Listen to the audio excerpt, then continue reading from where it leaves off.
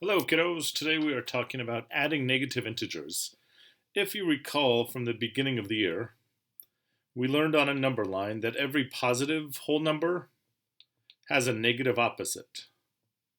So 1 has -1, 2 has -2, 3 has -3, etc.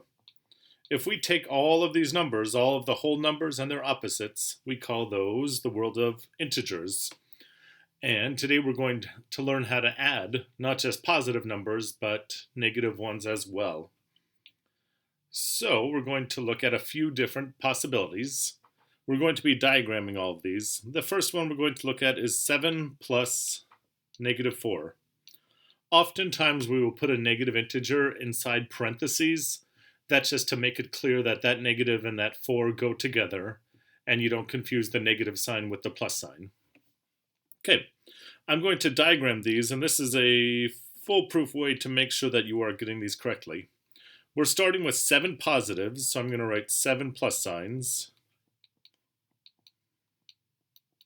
And we are combining that with 4 negatives. So I'm going to write 4 negative signs. Anytime in our diagram that we have a positive and a positive plus a negative is 0, so that's 0. This positive and negative is 0, 0, and 0. We look at what remains, and what remains here is 3 positives, so the answer 7 plus -4 is +3. Okay, next example. Let's do 5 plus -9. So we're going to start off with 5 positives. So we're going to write plus, plus, plus, plus, plus. And we're combining that with 9 negatives. 1, 2, 3, 4, 5, 6, 7, 8, 9. Okay. Once again, we look for pairs of positive and negatives that make 0. Positive plus a negative is 0, 0, 0. And we look at what remains.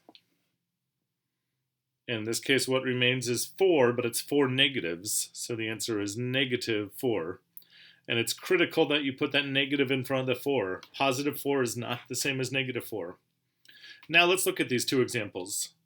Our first answer, 7 plus -4, was positive.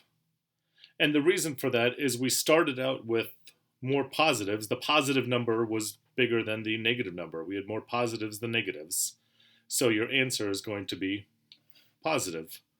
In the second example, we had more negatives than positives. We had 9 negatives, 5 positives. So we know our answer is going to be negative. Last example, what if we're adding a negative to a negative? Let's say we're doing -2 plus -6. Okay.